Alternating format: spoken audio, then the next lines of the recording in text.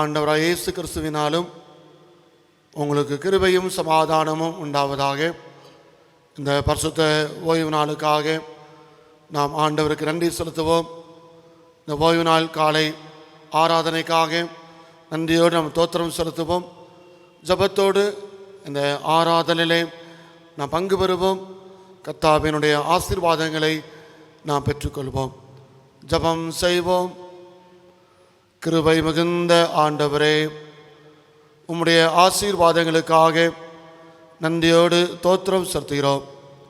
தேவரீர் கர்த்தருடைய பரிசுத்த ஓய்வு நாளுக்காக இந்த ஆராதனைக்காக நாங்கள் உமக்கு ஜெபிக்கிறோம், நன்றியோடு துதிக்கிறோம். தகப்பனே, நீர் எங்கள் மத்தியிலே பிரசன்னமாயிருக்கிறீர். உம்முடைய தெய்வீக பிரசன்னத்தை நாங்கள் உணரவும் அனுபவிக்கவும் உம்முடைய ஆசீர்வாதங்களை சுதந்திரமாய் பெற்றுக்கொள்ளவும் நீர் எனக்கு அருள் புரிய வேண்டும் ஜெபிக்கிறோம். ஆரம்பம் முதல் நிறைவு வரை கிருபை எங்களோடு இருப்பதாக இயேசுவின் நாமத்தில் ஜெபிக்கிறோம் நல்ல பிதாவே.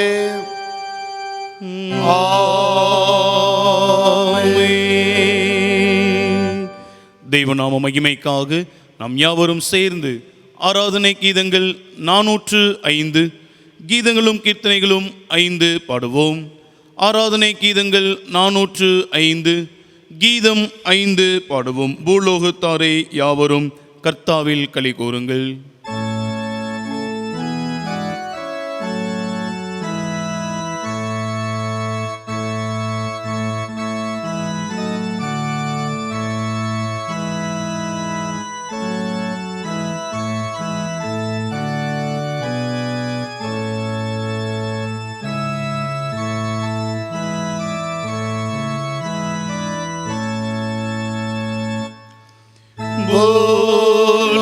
பூலோகத்தாரே யாவரும்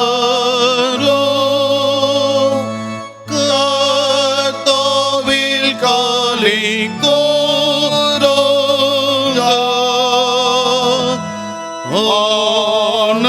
ஆனந்தத்தோடே ஸ்தோத்திரம் சலுத்தி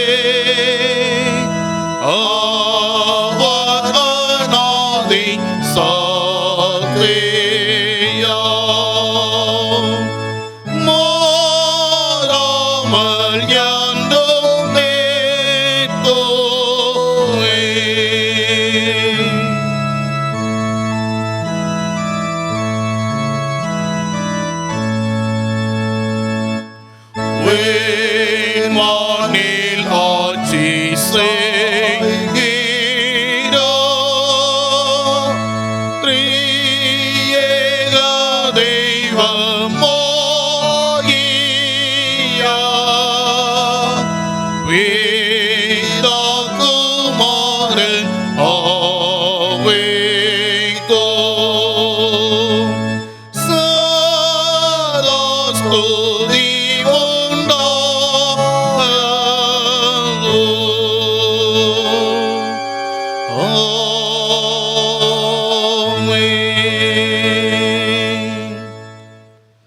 இது கர்த்தர் உண்டு பண்ணின நாள், இதிலே களி கூர்ந்து மகிழ கடவோம். தேவன் ஆவியாயிருக்கிறார், அவரை தொழுது கொள்கிறவர்கள் ஆவியோடும் உண்மையோடும் தொழுது கொள்ள கடவோம். நாம் யாவரும் சேர்ந்து பொதுவான பாவ அறிக்கை ஜெபத்தை ஏறெடுப்போம்.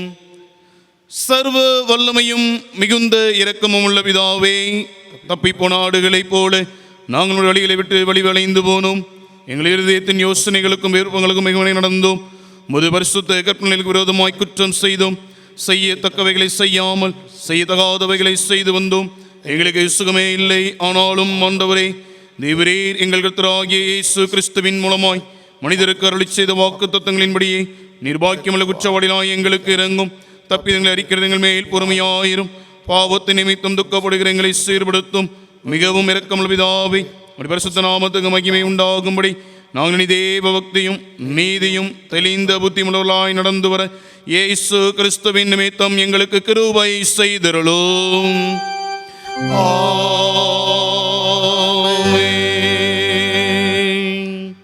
சர்வ வல்லமையும் மிகுந்த இரக்கமுள்ள ஆண்டவர் உங்களுக்கு பாவ மன்னிப்பையும் வாழ்க்கையை சீர்படுத்துக்கான காலத்தையும் தம்முடைய பசுத்தாவின் கிருபையும் தேற்றுதலையும் உங்களுக்கு தந்தருள்வாராக.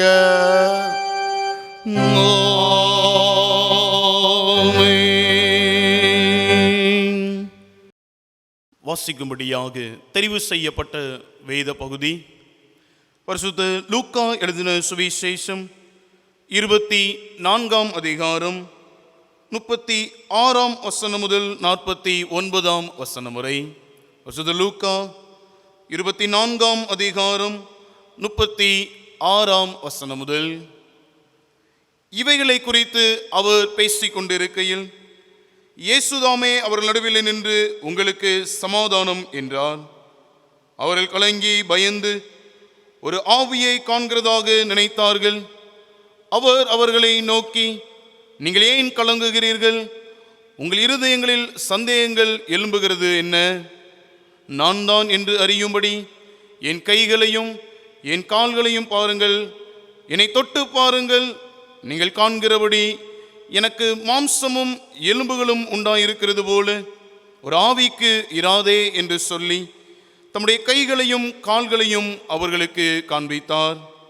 ஆனாலும் சந்தோஷத்தினால் அவர்கள் இன்னும் விசுவாசியாமல் ஆச்சரியப்படுகையில், புசிக்கிறதற்கு ஏதாகிலும் இங்கே உண்டா என்று அவர்களிடத்தில் கேட்டார். அப்பொழுது பொரித்த மீன் கண்டத்தையும் தேன்கூட்டு துணிக்கைகளையும் அவருக்கு கொடுத்தார்கள். அவைகளை அவர் வாங்கி அவர்களுக்கு முன்பாக புசித்து அவர்களை நோக்கி, மோசேயின் நியாயப்பிரமாணத்திலும் தீர்க்கதரிசியின் ஆகமங்களிலும் சங்கீதங்களிலும் என்னை குறித்து எழுதியிருக்கிறவைகளை எல்லாம் நிறைவேற வேண்டியதென்று நான் உங்களோடு இருந்தபோது உங்களுக்கு சொல்லி கொண்டு வந்த விசேஷங்கள் இவைகளே என்றார். அப்பொழுது வேத வாக்கியங்களை அறிந்து கொள்ளும்படி அவர்களுடைய மனதை அவர் திறந்து அவர்களை நோக்கி, எழுதியிருக்கிறபடி கிறிஸ்து பாடுபடவும் 3ஆம் நாளில் மரித்தொரு எழுந்திருக்கவும் வேண்டியதாய் இருந்தது. அன்றியும் மனம் திரும்புதலும் பாவ மன்னிப்பும் எருசலேம் தொடங்கி சகல தேசத்தாருக்கும் அவருடைய நாமத்தினாலே பிரசங்கிக்கப்படவும் வேண்டியது. நீங்கள் இவைகளுக்கு சாட்சிகளாய் இருக்கிறீர்கள். என் பிதா வாக்குத்தத்தம் பண்ணினதை இதோ நான் உங்களுக்கு அனுப்புகிறேன். நீங்களோ உன்னதத்திலிருந்து வரும் பெலனால் தரிப்பிக்கப்படும் வரைக்கும் எருசலேம் நகரத்தில் இருங்கள் என்றார் என்பது வாசிக்கும்படியாக தெரிவு செய்யப்பட்ட வேத பகுதி வாசித்தாயிற்று. தெய்வநாம மகிமைக்காக நாம் யாவரும் சேர்ந்து ஆராதனை கீதங்கள் 758, கீதம் 544 பாடுவோம். ஆராதனை கீதங்கள் 758, கீதம் 544 பாடுவோம். தெய்வ அன்புதான் மா இனிமை.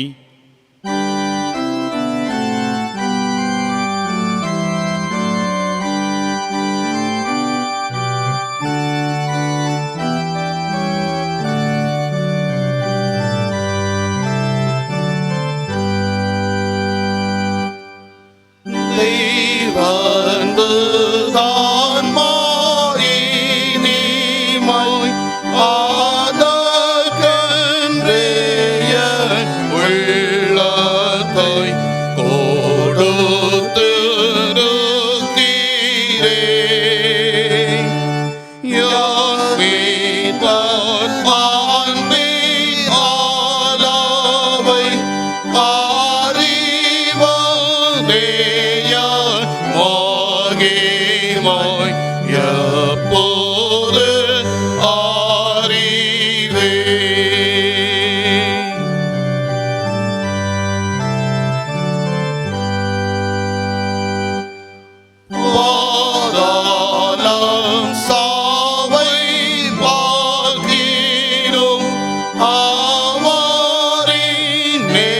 சம்பலமும்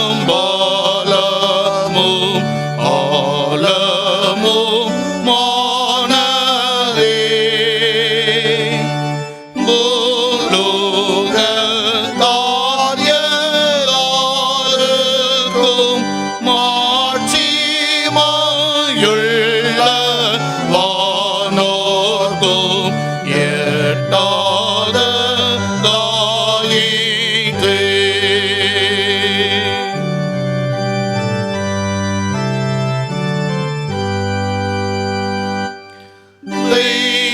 தெய்வான்வேன் ஆலம் கர்த்தாவே, ஆலந்து பார்த்தவர் நீரே, ஆண்பேன் பிரபாகத்தை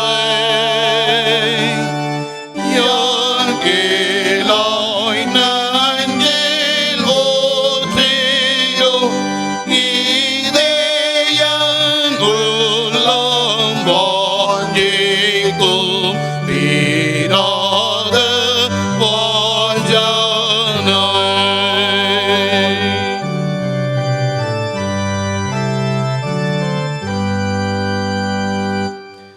ஓம் பெருமுகம் பார்ப்பதும் ஓம் ஆண்டாய் நீதாம் செய்வதும் என் முழு வாஞ்சையாம். ஓம் திவ்ய சத்தம் கேட்பது எனக்கு இன்பம் களிப்பு, என் மோட்ச பாக்கியமாம்.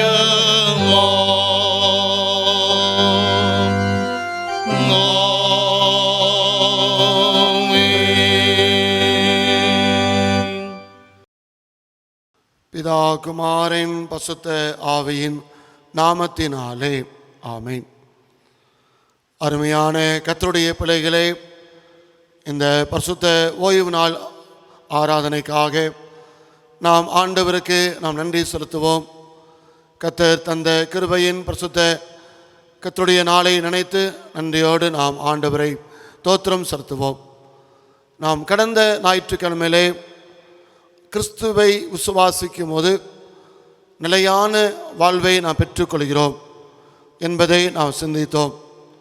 அவ்விதம் சிந்திக்கும் போது நாம் விசுவாசத்திலே நடக்க வேண்டும், ஆவியானவன் கட்டுப்பாட்டிற்குள் நாம் நடக்க வேண்டும், இன்னுமாக சத்தியத்தின்படி நாம் நடக்க வேண்டும் என்பதை நாம் கடந்த ஞாயிற்றுக்கிழமையிலே நாம் சிந்தித்தோம். இந்த நாளிலும் நமக்கு கொடுக்கப்பட்ட தலைப்பு கிறிஸ்துவின் சமாதானத்தை பகிர்வதே அருட்பணி. Mission as sharing Christ peace. அருட்பணி சமாதானம். கிறிஸ்துவின் சமாதானத்தை பகிர்வதே அருட்பணி. இரண்டு விதமான தலைப்புகள் சேர்ந்து ஒன்றுபோல் நாம் இன்றைக்கு கொடுக்கப்பட்டிருக்கிறது. சமாதானம் என்பது நாம் பீஸ் என்று சொல்கிறோம். எபிரேயத்திலே ஷாலோம் என்று அழைக்கப்படுகிறது. சமாதானம் என்பது அது முழுமையை குறிக்கின்ற ஒன்று. முழுமையான வாழ்வுதான் சமாதானம். பொதுவாக சமாதானம் என்பது இரண்டு நபர்கள் மத்தியிலே பகை காணப்பட்டது, அந்த பகை நீங்கி போனது, இதை சமாதானம் என்று சொல்கிறோம் இருக்கலாம். ஆனால் அதே நேரத்திலே ஒரு மனிதனுடைய வாழ்விலே சமுதாயத்திலே ஒரு முழுமையான வாழ்வை பெற்றுக்கொள்வதுதான் சமாதானம். ரோமர்கள் காலத்திலே பாக்ஸ் ரோமா என்று அழைப்பார்கள். அதற்கு என்ன அர்த்தம் என்று சொன்னால், ஒரு வேளை வீதம் அதை எடுத்துக்கொள்வார்கள். கட்டாயப்படுத்தப்பட்டு, இன்னும் சொல்லப்போனால் அடக்கு முறையினால் உருவாக்கப்படுகிற சமாதானம். ஆனால் கிறிஸ்து தருகின்ற சமாதானம் அது அல்ல. இது வித்தியாசமான சமாதானத்தை கிறிஸ்து ஆண்டவராகிய இயேசுநாதர் முழு உலகத்திற்கும் ஆண்டவர் நமக்கு கொடுத்திருக்கிறார். தேவனுடைய பிள்ளைகளே, நாம் 2 விதமான அடையாளங்களை நாம் பெற்றிருக்கிறோம். ஒன்று, உலகத்திலிருந்து நாம் பிரிக்கப்பட்டு இயேசு கிறிஸ்து இரத்தத்தால் கழுவப்பட்ட அனைவரும் தேவனுடைய பிள்ளைகள். இது முதல் அடையாளம். 2வது அடையாளம் என்னவென்று சொன்னால், இவ்விதமாக கர்த்தருடைய பிள்ளைகள், தெரிந்து கொள்ளப்பட்ட பிள்ளைகள் மீண்டும் உலகத்திற்கு அனுப்பப்படுகிறார்கள். எதற்கு என்று சொன்னால், தேவனுடைய அருட்பணியை செய்யும்படி நாம் தேவனால் அனுப்பப்படுகிறோம். 2 விதமான அடையாளங்களை நாம் பெற்றிருக்கிறோம். ஒன்று, கர்த்தருடைய பிள்ளைகள் என்ற ஒரு அடையாளம்.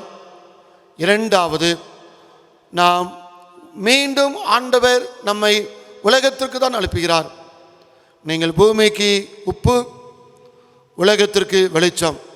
மீண்டும் உலகத்திற்கு அனுப்பப்படுகிறோம். எதற்கு என்று சொன்னால், அருட்பணியை செய்யும்படியாக நாம் இந்த உலகத்திற்கு அனுப்பப்படுகிறோம். அதுதான் சாட்சியான வாழ்க்கை. நீங்கள் உலகத்துக்கு புறப்பட்டு போங்கள், சகல ஜாதிகளுக்கும் என் சுவிசேஷத்தை நீங்கள் அறிவியுங்கள் என்று மிகப்பெரிய கட்டளையை நாம் விசுவாசத்தோடு பெற்றுக்கொண்டிருக்கிறோம். தேவனுடைய பிள்ளைகளே, முதலாவது நான் பழைய ஏற்பாட்டிலே கொடுக்கப்பட்ட வேத பகுதி மீகா தீர்க்கதரிசியின் புஸ்தகம் 4ஆம் அதிகாரம் முதல் 7 வசனத்தை மையமாக வைத்து நான் சிந்திக்கும்படியாக அழைக்கப்படுகிறோம். மீகா தீர்க்கதரிசி 8ஆம் நூற்றாண்டு தீர்க்கதரிசி. எருசலேம் ஆலயம் இடிக்கப்பட்ட சூழ்நிலை, மக்கள் சிறையிருப்பில் இருக்கிறார்கள், மக்கள் வாழ்க்கையிலே நம்பிக்கை அற்று போயிற்று. இதற்கெல்லாம் அடிப்படை ஆண்டவரை மறந்தார்கள், தேவனை மறந்து போனார்கள், தீமையோடு தங்களை இணைத்து கொண்டார்கள். ஆதலால் தான் இப்பேற்பட்ட இக்கட்டான சூழ்நிலை. மீகா தீர்க்கதரிசி தம்முடைய தீர்க்கதரிசன செய்தியை சொல்லும்போது வடநாட்டவருக்கும் சொல்கிறார், தென்னாட்டவருக்கும் சொல்கிறார். அதோடு மாத்திரமல்ல, பிரஜாதி மக்களுக்கும் சொல்கிறார். எல்லாருக்கும் ஒரு நம்பிக்கையின் செய்தி. மீண்டும் வாழ்க்கை கட்டப்படும், மீண்டும் தேசம் கட்டப்படும், மீண்டும் குடும்பங்கள் கட்டப்படும் என்ற மிகப்பெரிய செய்தியை மீகா தீர்க்கதரிசி தம்முடைய செய்தியிலே ஆணித்தரமாய் சொல்கிறார். நாம் இவ்விதமாக இந்த அதிகாரத்துக்கு நாம் தலைப்பு கொடுக்கலாம், பீஸ் இன் காட்ஸ் ரெயின். ஆண்டவரின் ஆளுகையில் சமாதானம். தேவ பிள்ளைகளே, ஆரம்பத்தில் சொன்னேன், ரோமர்கள் காலத்திலே பாக்ஸ் ரோமா, அடக்குமுறையினால் உருவாக்கப்படுகிற சமாதானம். அது அல்ல. இங்கு ஆண்டவருடைய செய்தி மீகா சொல்கிறார், ஆண்டவரின் ஆளுகையில் தேசம் வரும்போது அந்த தேசத்திலே சமாதானத்தை காண முடியும், சமாதானத்தை பெற்றுக்கொள்ள முடியும். அருமையான கர்த்தருடைய பிள்ளைகளே, மீகா தீர்க்கதரிசி சொல்லும்போது இஸ்ரவேல் ஜனங்களுக்கும் மற்ற எல்லா தேசத்தாருக்கும் சொல்லப்படுகிற செய்தியை நான் வாசித்து பார்க்கும்போது, மீகா தீர்க்கதரிசி புஸ்தகம் 4ஆம் அதிகாரத்திலே இவ்விதமாய் செய்தி சொல்லப்படுகிறது. நோயிங் த லார்ட், எல்லாரும் ஆண்டவரை நீங்கள் அறிந்து கொள்ளுங்கள். ஆண்டவரை அறிந்து கொள்ளும் போது அந்த பட்டணம் சமாதானத்தினால் நிரப்பப்பட்டு இருக்கும். மீகா 4ஆம் அதிகாரம் 2ஆம் வசனம், கர்த்தரின் பர்வதத்திற்கும் யாக்கோபின் தேவனுடைய ஆலயத்துக்கும் போவோம் வாருங்கள், அவர் தமது வழிகளை நமக்கு போதிப்பார். தேவ பிள்ளைகளே, ஆண்டவரை அறிந்து கொள்ளும் போது, ஆண்டவரை அறிந்து கொள்ள வேண்டிய எண்ணம் மக்களுக்குள் வரும்போது ஆண்டவர் ஆளுகை செய்ய ஆரம்பிப்பார். தேவ ஆளுகைக்குள் ஒரு மனிதன் வரும்போது நிச்சயமாகவே தேவனுடைய சமாதானத்தை பெற்றுக்கொள்ள முடியும். இதுதான் இங்கு சொல்லப்படுகிறது. சங்கீதக்காரன் சொல்கிறார், கர்த்தரை தங்களுக்கு தெய்வமாக கொண்ட ஜனம் பாக்கியம் உள்ளது. இவரே ஆண்டவர், இவரே தேவன், இவரே மெய்ப்பர் என்று யாரெல்லாம் விசுவாசத்தோடு தேவ ஆலயத்துக்குள் உள்ளே வருவார்களோ அவர்கள் தேவனுடைய சமாதானத்தை பெற்றுக்கொள்ள முடியும். இன்னும் நாம் பார்க்கும்போது மீகா 4ஆம் அதிகாரத்திலே இவ்விதமாய் சொல்லப்படுகிறது. 5ஆம் வசனம், சகல ஜனங்களும் தங்கள் தங்கள் தேவனுடைய நாமத்தை பற்றி கொண்டு நடப்பார்கள். ஒபையிங் த லார்ட்.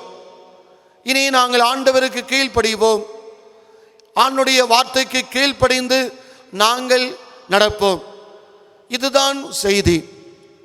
இஸ்ரவேல் ஜனம் ஆண்டவரை விட்டு விலகி ஆண்டவருக்கு முதுகு காண்பித்தார்கள்.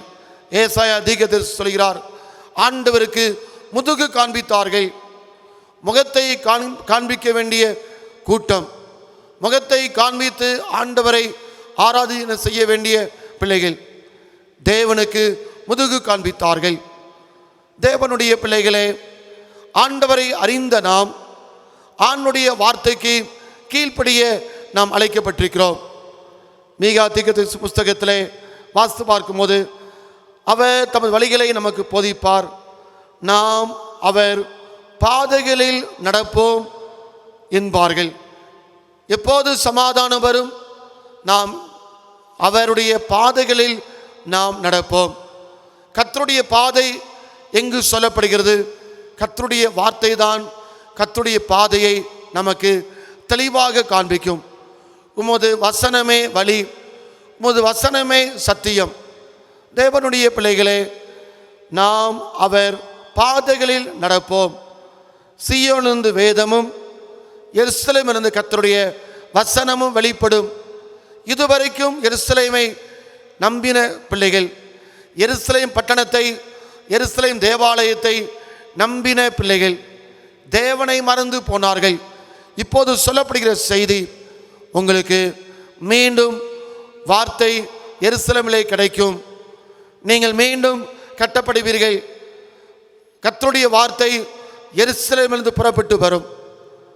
தேவ பிள்ளைகளே, ஆண்டவரை அறிந்து கொள்ளுங்கள், ஆண்டவருக்கு கீழ்ப்படியுங்கள். அதோடு மாத்திரமல்ல, வாக்கிங் வித் த லார்ட், ஆண்டவரோடு சேர்ந்து நடந்து கொள்ளுங்கள்.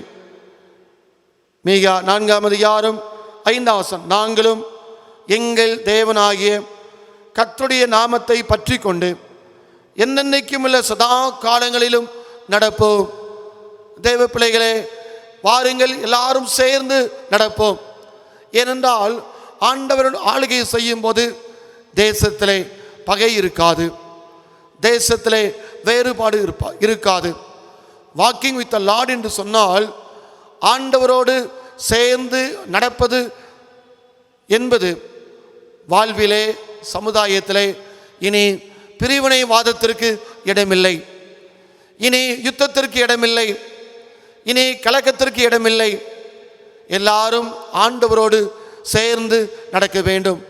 சேர்ந்து நடப்பது என்பது இஸ்ரவேல் ஜனங்கள் தங்களுடைய விசுவாசத்தை வெளிப்படையாக அறிக்கை செய்தார்கள். இனி நாங்கள் கர்த்தருடைய நாமத்தை பற்றி கொண்டுதான் நாங்கள் நடப்போம். அருமையான தேவனுடைய பிள்ளைகளே, அந்த சமாதானத்தினுடைய அருமையான உருவகமாக மீகா தீர்க்கதரிசி சொல்கிறார். 4ஆம் அதிகாரம் 4ஆம் வசனம், அவனவன் தன் தன் திராட்சை செடியின் நிழலிலும் தன் தன் அத்திமரத்தின் நிழலிலும் பயன்படுத்துவார் இல்லாமல் உட்காருவான். தேவ பிள்ளைகளே, எல்லாரும் சந்தோஷமாய் தங்கள் சொந்த தேசத்திலே, சொந்த இடத்திலே மகிழ்ச்சியோடு நீங்கள் வாழ்வீர்கள். அப்பேற்பட்ட செழுமையான, ஆரோக்கியமான, சமாதானமான சூழ்நிலை உண்டாகும். எப்போது? ஆண்டவரை அறியும் போது, ஆண்டவருக்கு கீழ்ப்படியும் போது, ஆண்டவரோடு சேர்ந்து நடக்கும்போது இப்பேற்பட்ட நிகழ்வுகள் காணப்படும். ஆதலால் தான் மீகா 4ஆம் அதிகாரம் 3ஆம் வசனத்திலே இவ்விதம் சொல்லப்படுகிறது, அப்பொழுது அவர்கள் தங்கள் பட்டயங்களை மண்வெட்டிகளாகவும் தங்கள் ஈட்டிகளை அறிவாளாகவும் அடிப்பார்கள். ஒரு ஜாதிக்கு விரோதமாய் மறு ஜாதி பட்டயம் எடுப்பதில்லை. இனி அவர்கள் யுத்தத்தை கற்பிப்பதும் இல்லை. தேவ பிள்ளைகளே, போர் கருவிகள் அனைத்தும் விவசாய கருவிகளாக மாற்றப்படும். அடிப்படை என்ன? உங்களுடைய மனதிலே போருக்குரிய சிந்தனை இருந்தால் அவர்கள் தங்களை மாற்றிக்கொண்டு மென்மையான தன்மைக்கு அவர்கள் மாற்றப்படுவார்கள். அவருடைய மனம் லகுவாக மாற்றமடையும். இதுதான் செய்தி, இதுதான் சமாதானம். போருக்கான காரியங்கள் இனி உங்களுக்கு வேண்டாம். உங்கள் போர்க்கருவிகள் அனைத்தும் விவசாய கருவிகளாக மாற்றப்படும். ஆதலால் தான் ஏசாயா சொல்லும்போது, சிங்கம் மாட்டை போல வைக்கோல் தின்னும், பசுவும் கரடியும் கூடி மேயும். இதெல்லாம் உருவகமாக சொல்லப்படுகிறது. சிங்கத்தை போன்ற அதிகார வர்க்கங்கள் பசுவின் தன்மையை போல மாற்றப்படுவார்கள். எப்போது? ஆண்டவர் ஆளுகை செய்யும் போது. தேவ பிள்ளைகளே, தேசத்திலே ஆண்டவர் ஆளுகை செய்கிறார், உலகத்திலே ஆண்டவர் ஆளுகை செய்கிறார், சமுதாய கூட்டுறவிலே ஆண்டவர் ஆளுகை செய்கிறார். ஆண்டவர் ஆளுகை செய்வதற்கு நம்முடைய இருதயத்திலே இடம் கொடுக்க வேண்டும். ஆண்டவரை பார்க்க வேண்டும், ஆண்டுடைய வார்த்தைக்கு கீழ்ப்படிய வேண்டும், ஆண்டவரோடு சேர்ந்து நடக்க வேண்டும். அப்போதுதான் மீகா 4ஆம் அதிகாரத்திலே நாம் இவ்விதமாக நாம் வாசிக்கிறோம், மீதியான ஜனங்களையும் ஆண்டவர் கூட்டி சேர்ப்பார். ஒரே மந்தையிலே அனைவரும் சேர்க்கப்படுவார்கள். ஐஸ்வரியவான்கள், வறியோர், இன்னுமாக ஏழை பணக்காரன் என்ற வித்தியாசம் கிடையாது. எல்லா பிள்ளைகளையும் ஆண்டவர் கூட்டி சேர்க்கிறவர். தேவ ஆளுகையிலே தேவனுடைய சமாதானத்தை நாம் பெற்றுக்கொள்வோம். கர்த்தருடைய வார்த்தையை கவனித்துக் கொண்டிருக்கிற தேவ பிள்ளைகளே, நம் ஆண்டவரை அறிந்து கொண்ட அனுபவம் நமக்கு உண்டா? ஆண்டுடைய வார்த்தைக்கு கீழ்ப்படுகிற பழக்கம் நமக்கு உண்டா? இன்னும் சொல்ல போனால், ஆண்டவரோடு சேர்ந்து நடக்கிறோம் என்று சொன்னால் அந்த ஐக்கியம் நம்முடைய குடும்பத்திலே, அந்த ஐக்கியம் நம்முடைய சபையிலே, அந்த ஐக்கியம் நம்முடைய சமுதாயத்திலே காணப்பட வேண்டும். இதை ஆண்டவர் எதிர்பார்க்கிறார். ஆண்டவரின் ஆளுகையில் சமாதானம். இந்த சமாதானத்தை உலகத்திற்கு கொடுக்கும்படியாக வந்தவர் தான் ஆண்டவராக இயேசு கிறிஸ்து. ஆதலால் தான் ஏசாயா தீர்க்கதரிசி இவருக்கு பெயர் கொடுக்கிறார், சமாதான பிரபு. கர்த்தத்துவம் தோளின் மேல் இருக்கும். என்ன அர்த்தம்? இவரே ஆளுகை செய்வார். தேவனுடைய ஆளுகையிலே சமாதானத்தை நாம் பெற்றுக்கொள்வோம்.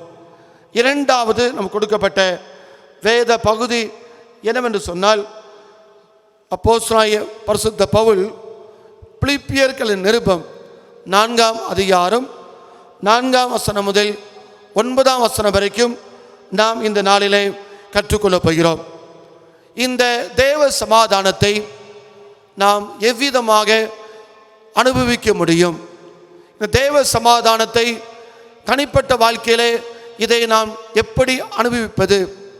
தேவ ஆளுகையிலே சமாதானத்தை பார்த்தோம். அந்த சமாதானம் எல்லாருக்கும் தேவை. ஒவ்வொரு தனிப்பட்ட மனிதனுக்கும் அந்த சமாதானம் தேவை. இந்த பகுதிக்கு நாம் இவ்விதமாக ஒரு தலைப்பு கொடுக்கலாம், பீஸ் இன் காட்ஸ் பிரசன்ஸ். ஆண்டவரின் பிரசன்னத்திலே சமாதானம். தேவனுடைய பிள்ளைகளே, பவுல் அப்போஸ்தலன் பிலிப்பியர் 4ஆம் அதிகாரம் 4ஆம் வசனத்தில் சொல்கிறார், கர்த்தருக்குள் எப்பொழுதும் சந்தோஷமாயிருங்கள். பிலிப்பியர் 3ஆம் அதிகாரம் 1 வசனத்திலே வாசித்து பார்க்கிறோம், மேலும் என் சகோதரரே கர்த்தருக்குள் சந்தோஷப்படுங்கள். இந்த சந்தோஷம் சமாதானம் என்பது இயேசுநாதர் இந்த உலகத்திலே சம்பாதித்து கொடுத்தது. அதை பெற்றுக்கொள்ள நீங்களும் நானும் அழைக்கப்படுகிறோம். பவுல் அப்போஸ்தலன் இந்த சமாதானத்தை தன்னுடைய இருதயத்திலே உள்ளாக ஏற்றுக்கொண்டவர். கஷ்டங்கள் பட்டார், அவமானப்படுத்தப்பட்டார், அடிக்கப்பட்டார், துன்பப்படுத்தப்பட்டார், வேதனைப்படுத்தப்பட்டார். அதற்கு மத்தியிலும் அவர் மனநிறையுமாய் இருக்க கற்றுக்கொண்டேன், திருப்தியாக இருக்க கற்றுக்கொண்டேன். ஏனென்றால் இந்த பவுல் அப்போஸ்தலன் இந்த கடிதம் அவர் எழுதும்போது கட்டப்பட்ட சூழ்நிலையிலே அவர் கடிதம் எழுதுகிறார். ஆனால் சொல்லப்படுகிற செய்தி என்ன? கர்த்தருக்குள் சந்தோஷமாயிருங்கள். தேவனுடைய பிள்ளைகளே, இந்த சமாதானத்தை நாம் எப்படி பெற்றுக்கொள்வது? இந்த ஆண்டவரின் சமாதானத்தை எப்படி பெற்றுக்கொள்வது? எல்லாவற்றுக்கும் மேலான தேவ சமாதானம் என்று பவுல் அப்போஸ்தலன் ஒரு வார்த்தையை அதிகமாக சேர்க்கிறார். தேவ பிள்ளைகளே, இந்த சமாதானத்தை பெற்றுக்கொள்வதற்கு ஆண்டவர் மீது நாம் நம்பிக்கை வைக்க வேண்டும். இவரே சமாதானத்தை தரக்கூடியவர். ஆண்டவர் மீது நம்பிக்கை வைக்கும் போதுதான் சமாதானத்தை நாம் பெற்றுக்கொள்ள முடியும். ஆதலால் தான் நாம் இதற்கு இணையாக ஒரு பகுதியை நான் உங்களுக்கு மேற்கோள் காண்பிக்கிறேன். மத்தேயு எழுதின சுவிசேஷத்திலே 6ஆம் அதிகாரம் 25 முதல் 30 வரை வாசித்து பார்க்கும்போது, கவலைப்படாதிருங்கள். இயேசுநாதர் சொல்கிறார், கவலைப்படாதிருங்கள். பவுல் அப்போஸ்தலன் இந்த இடத்துல சொல்லும்போது சொல்கிறார், கர்த்தர் சமீபமாய் இருக்கிறார். The Lord is nearer. கவலைப்படாதிருங்கள், ஆண்டவர் சமீபமாய் இருக்கிறார். ஆதலால் தான் சொல்லப்படுகிறது, உங்கள் விசுவாச வாழ்க்கையிலே நீங்கள் ஒன்றுக்கும் கவலைப்படாமல் எல்லாவற்றையும் நீங்கள் தேவனுக்கு தோத்திரத்தோடு கூடிய ஜெபத்தினாலும் வேண்டுதினாலும் தேவனுக்கு தெரியப்படுத்துங்கள். இந்த இணையதளத்திலே இந்த தொலைக்காட்சி வாயிலாக பார்த்து கொண்டிருக்கிற தேவ பிள்ளைகளே, ஒருவேளை கவலையோடு எதிர்பார்ப்போடு நீங்கள் பார்த்து கொண்டிருக்கலாம். ஒரு வேதனையோடு உட்கார்ந்து கொண்டிருக்கலாம். சரீர பலவீனத்தோடு உட்கார்ந்து கொண்டிருக்கலாம். மன பாரத்தோடு உட்கார்ந்து கொண்டிருக்கலாம். இந்த ஆராதனையிலே ஒரே ஒரு வார்த்தை, ஆண்டவரே எல்லாவற்றுக்கும் மேலான அந்த சமாதானத்தை நமக்கு தரக்கூடியவர் ஆண்டவராகிய இயேசு கிறிஸ்து. ஆதலால் நீங்கள் கவலைப்படாதிருங்கள், இந்த ஆண்டவர் அருகில் இருக்கிறார். ஜெபத்தை கேட்க இந்த ஆண்டவர் அருகில் இருக்கிறார். நம்முடைய விண்ணப்பத்தை கேட்க இந்த ஆண்டவர் நமது அருகில் இருக்கிறார். இந்த நம்பிக்கையோடு நாம் ஜெபிக்க அழைக்கப்படுகிறோம். தேவ பிள்ளைகளே, சமாதானம் என்பது மனிதரின் எல்கையை புரிந்து கொள்வதை காட்டிலுக்கும் அப்பாற்பட்டது. நம்முடைய மனித எல்கை ஒரு அளவுதான் புரிய முடியும். ஆனால் ஆண்டவர் ஒரு மனிதனுக்கு சமாதானம் கொடுக்கும்போது மனித வரம்புகளை காட்டி மனித எல்கைக்கு அப்பாற்பட்டது எல்லாத்துக்கும் மேலான தெய்வ சமாதானம். இன்னும் மத்தேயு சுவிசேஷம் 6ஆம் அதிகாரம் 28ஆம் வசனத்திலே இவ்விதம் பார்க்கிறோம், கவனித்து பாருங்கள், காட்டு புஷ்பங்களை கவனித்து பாருங்கள்.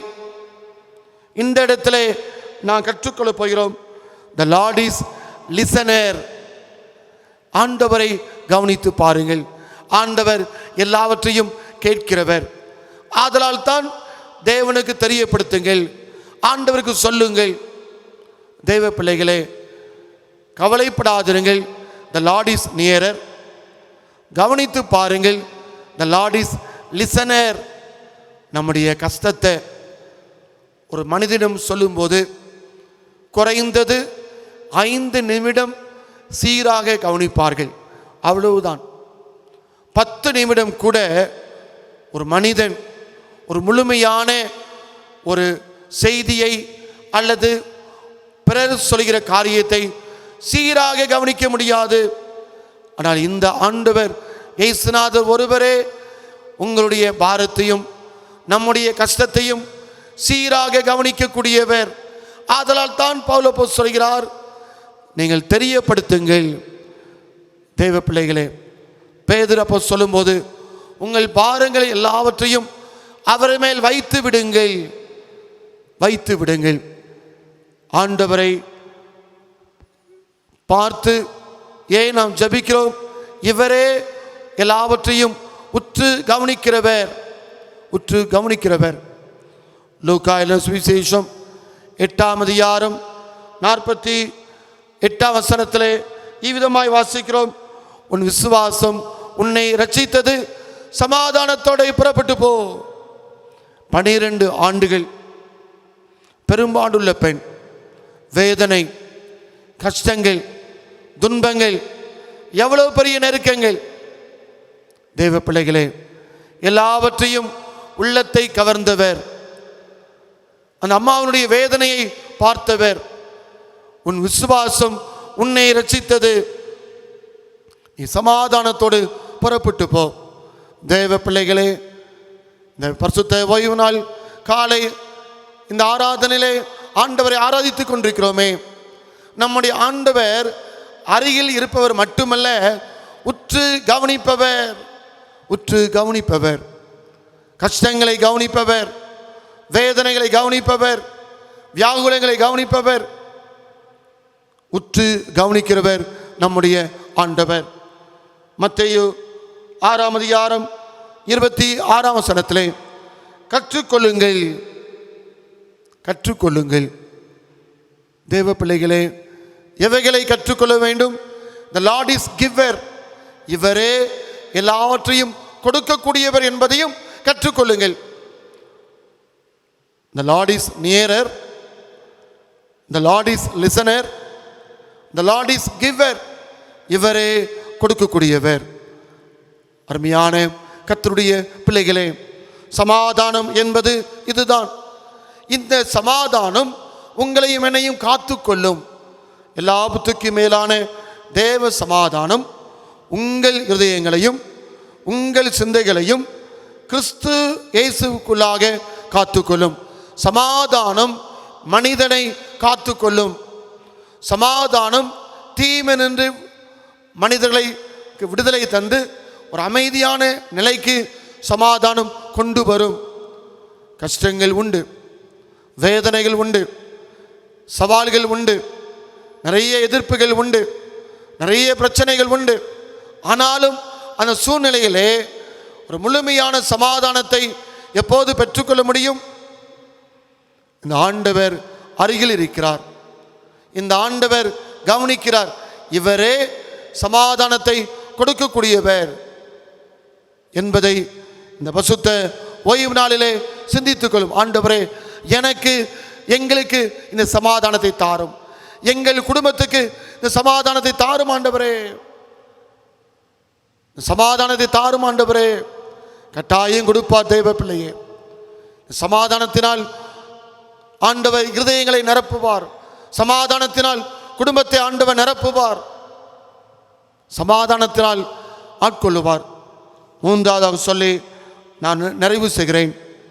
பீஸ் இன் காட்ஸ் மிஷன், ஆண்டவரின் அருட்பணியில் சமாதானம். வாசிக்க கேட்ட லூக்கா எழுதின சுவிசேஷம் 24 அதிகாரத்திலே இந்த சமாதானத்தை பற்றி சொல்லப்படுகிறது. தேவ பிள்ளைகளே, உன்னதமான இயேசுவை அறிவிப்பதே சமாதானம். ஆதலால் தான் ஆண்டவராகிய இயேசு கிறிஸ்துவினுடைய வார்த்தை இவ்விதமாய் சொல்லப்படுகிறது. அன்றியும் மனம் திரும்புதலும் பாவ மன்னிப்பும். அருட்பணி என்பது எதை சொல்ல வேண்டும்? மனம் திரும்புதலையும் பாவ மன்னிப்பையும் சொல்வது, இயேசுநாதரை சொல்வது. இதுதான் நம்முடைய அருட்பணி. இன்றைக்கு சிலுவையை பற்றி இல்லாமல் அருட்பணி கிடையாது. அருட்பணியிலே சிலுவை அடங்கி இருக்கிறது. தேவனுடைய பிள்ளைகளே, இந்த பகுதியிலே நான் வாசித்து பார்க்கும்போது கொடுக்கப்பட்ட செய்தி அதுதான். அன்றியும் மனம் திரும்புதலும் பாவ மன்னிப்பும். இன்றைக்கு மனம் திரும்புதலும் பாவ மன்னிப்பை தரக்கூடியவர் ஆண்டவராகிய இயேசு கிறிஸ்து. அப்போதுதான் சமாதானம். இது எங்கு ஆரம்பிக்க வேண்டும்? லூக்கா எழுதின சுவிசேஷம் 24 அதிகாரத்திலே சொல்லப்படுகிறது. எருசலேம் தொடங்கி, எருசலேம் தான் அவருடைய பட்டணம், ஆண்டவர் அங்கு இருக்கிறார் என்று ஒரு ஆழமான நம்பிக்கை. இந்த சமாதானம் நம்முடைய வீட்டிலிருந்து ஆரம்பிக்க வேண்டும். இந்த சமாதானம் நம்முடைய குடும்பத்திலிருந்து ஆரம்பிக்க வேண்டும். இந்த சமாதானம் தனிப்பட்ட நபரிலிருந்து ஆரம்பிக்க வேண்டும். இந்த சமாதானம் பட்டணத்திலிருந்து ஆரம்பிக்க வேண்டும். தெய்வ பிள்ளைகளே, இந்த சமாதானத்தை சொல்வதற்கு நமக்கு என்ன தேவை? பவர், பலன் தேவை. லூக்கா 24 சொல்லப்படுகிற வார்த்தை, நீங்களோ உன்னதத்திலிருந்து வரும் பலனால் தரிப்பிக்கப்படும் வரைக்கும் எருசலேம் நகரத்தில் இருங்கள். சமாதானத்தை சொல்வதற்கும் அருட்பணி செய்வதற்கும் நமக்கு பலன் தேவை. அந்த பலன் பசுத்த ஆவியானவர். பசுத்த ஆவியான பலன் நம்மோடு இருக்கும்போது தான் இப்பேற்பட்ட அருட்பணியை நாம் செய்ய முடியும். அருட்பணியை செய்யும் போது நிச்சயம் ஆண்டவர் நமக்கென்று ஒரு பிராமிஸ், ஒரு வாக்குத்தத்தம் கொடுக்கிறார். லூக்கா சுவிசேஷம் 24 எல்லாரும் நாடோறும் தேவாலயத்தில் புகழ்ந்து தேவனை துதித்து கொண்டிருந்தார்கள். என்ன வாக்குத்தத்தம்? எல்லாரும் தேவனை துதிப்பார்கள், கர்த்தருடைய நாமம் உலகத்திற்கு பறைசாற்றப்படும். அருட்பணி செய்யும் போது கர்த்தருடைய நாமம் மகிமைப்படுத்தப்படும். அருமையான கர்த்தருடைய பிள்ளைகளே, இந்த பசுத்த ஓய்வு நாள் ஆராதனையிலே ஆண்டின் அருட்பணியிலே சமாதானம், இயேசுநாதர் அந்த சமாதானத்தை செய்தார். தம்முடைய அருட்பணியிலே வியாதிப்பட்ட மக்களை கரந்தொட்டு சுகப்படுத்தினார். தேவையுள்ள மக்களை ஆண்டவர் சந்தித்தார். கண்ணீரோடு உள்ள பிள்ளைகளை கண்ணீரை துடைத்தார். வேதனைப்படுகிற பிள்ளைகளை பார்த்து கலங்காதே என்று சொன்னார், திகையாதே என்று சொன்னார். இந்த பசுத்த ஓய்வு நாளிலே ஆண்டவரின் அருட்பணியை செய்யும் போது சமாதானம், அருட்பணி செய்யும் போது பவர், பலன், ஆண்டின் அருட்பணி செய்யும் போது மிகப்பெரிய வாக்குத்தத்தம், மிகப்பெரிய பிளெஸிங், மிகப்பெரிய ஆசீர்வாதங்களை நாம் பெற்றுக்கொள்வோம். இப்பேற்பட்ட கிருபைகளை ஆண்டவர் தந்து உங்களையும் என்னையும் ஆண்டவர் நன்மையினாலும் கிருபையினாலும் ஆசீர்வதிப்பாராக. கர்த்தாவின் சமாதானம், கர்த்தாவின் கிருபை உங்களோடு சதா காலம் தங்கி இருப்பதாக. ஆமேன். தெய்வ நாம மகிமைக்காக நாம் யாவரும் சேர்ந்து ஆராதனை கீதங்கள் 8, கீதங்களும் கீர்த்தனைகளும் 16 பாடுவோம். ஆராதனை கீதங்கள் 8, கீதங்களும் கீர்த்தனைகளும் 16 பாடுவோம். தெய்வன்பின் வெல்லமே, திருவருள் தோற்றமே.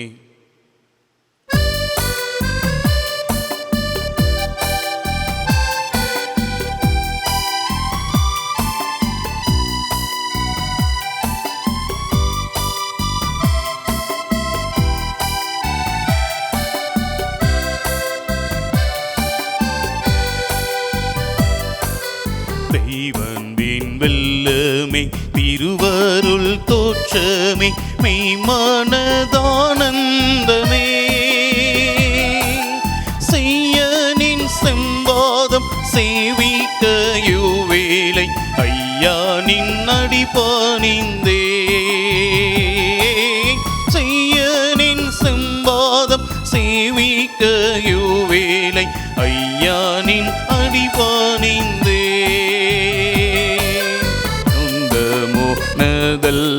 சோரவழி செல்ல எந்தாய் துணிவேனோயா. உந்தி கமலமும் பூமாலை கோர்த்து நீ பொற்பதம் பிடித்து கொள்வே. உந்தி கமலமும் பூமாலை கோர்த்து நீ பொற்பதம் பிடித்து கொள்வே. பாவசீட்டில் பல வேலை வலமின்றி பாதையை தவறேனோ. கூவி விழித்தும் தன் மார்போடனை தன்வாய் போது பொறுத்தனாகா. கூவி விழித்தும் தன் மார்போடனை தன்வாய் போது பொறுத்தனாகா. குணம் கோபம் லோகம் சீட்டின்பமும் மோக ஏக்கமானதை தாக்கியான் தடுமாறி தயங்கிடும் வேலையின் தற்பரா தற்காத்தருள்வார். தாக்கியான் தடுமாறி தயங்கிடும் வேலையின் தற்பரா ஆசை பாசம் பற்று ஆவலாய் நின்றீர் பூசை பிடம் பாரைப்பே மூசவனிதனை முற்றுமாகற்றிய நேசனை நினைத்தோலுவே மூசவனிதனை முற்றுமாகற்றிய நேசனை நினைத்தோலுவே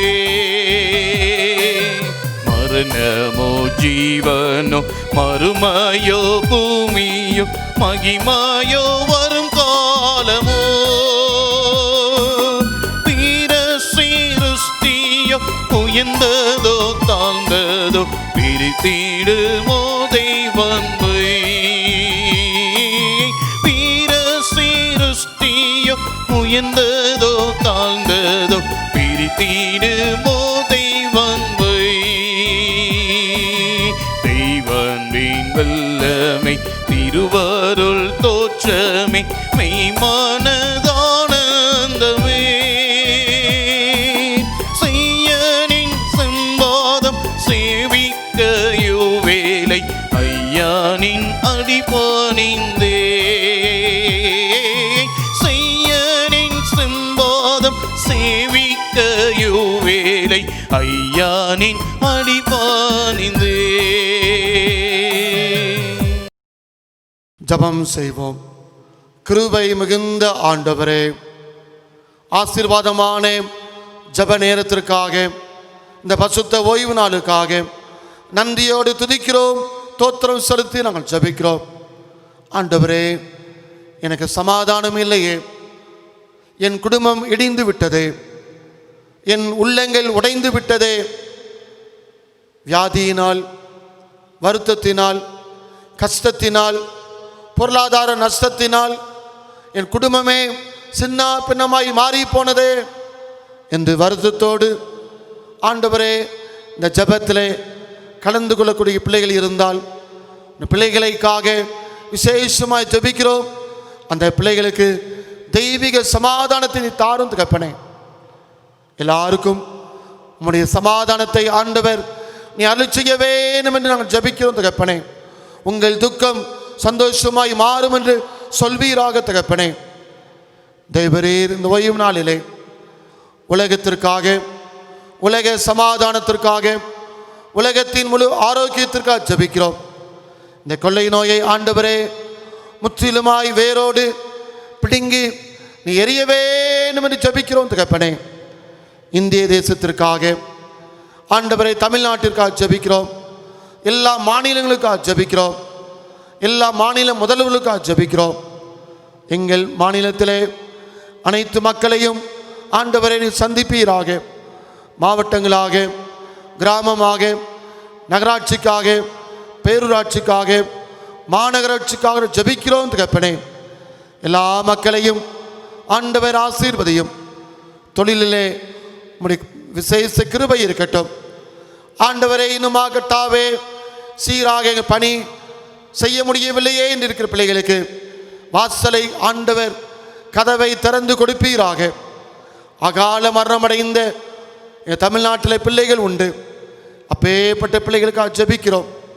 வேதனையோடு ஆண்டவரே மரணத்தை சந்தித்த பிள்ளைகள் உண்டு எங்கள் தமிழ்நாட்டிலே. அப்பேற்பட்ட குடும்பத்திற்கு ஆறுதலை கட்டளையிடும் ஆண்டவரே. சபைக்காக, சபையினுடைய குடும்பங்களுக்காக இந்த தொலைக்காட்சி இணையதளத்தின் வாயிலாக பார்த்து ஜெபித்து கொண்டிருக்கிற எல்லாருக்காக ஜெபிக்கிறோம். எல்லாரையும் சந்தியும், எல்லாருக்கும் சமாதானம் தாரும் தகப்பனே. எங்கள் வாழ்க்கை துளிர் விடுவதாக, சமாதானத்தால் நிரப்பும்.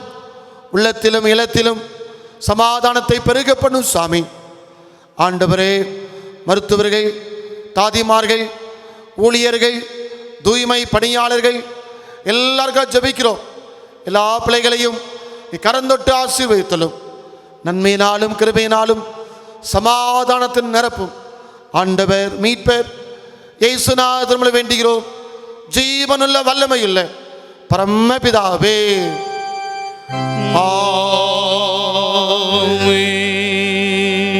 ஆமென். எல்லாபத்துக்கு மேலான தேவ சமாதானம் உங்களோடு தங்கியிருந்து நீங்கள் தேவனையும் அவருடைய குமாரனாகிய நம்முடைய நாதர் இயேசு கிறிஸ்து பற்றிய அறிகிற அறிவிலும் அன்பில் நிலைத்திருக்கும்படி உங்கள் இறைத்து சிந்தையும் காக்க கடவது பிதா குமாரின் பசுத்தாவியாகிய சர்வ வல்லமையுள்ள தேவனுடைய ஆசீர்வாதம் உங்கள் மேல் தங்கி என்றென்றைக்கும் எப்போதைக்கும் உங்களோடு சதா காலம் தங்கி இருப்பாராக.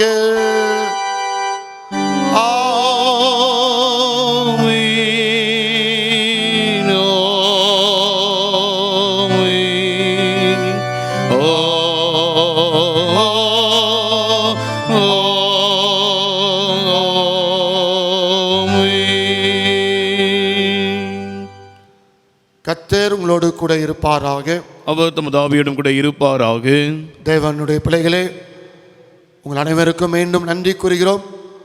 ஹோப் டிவியினுடைய ஊழியர், அதற்குரிய பொறுப்பாளர் திரு மனோபா ரோஸ் அவருக்கு நான் நன்றி கூறுகிறேன். தெய்வீக சமாதானத்தினால் உங்களையும் என்னையும் உலகத்தையும் குடும்பத்தையும் ஆண்டவர் நிரப்புவாராக. சோர்ந்து போக வேண்டாம், ஜெபத்திலே தரித்திருப்போம். ஆண்டவர் விடுதலையை கொடுப்பாராக. May God bless you. God be with you.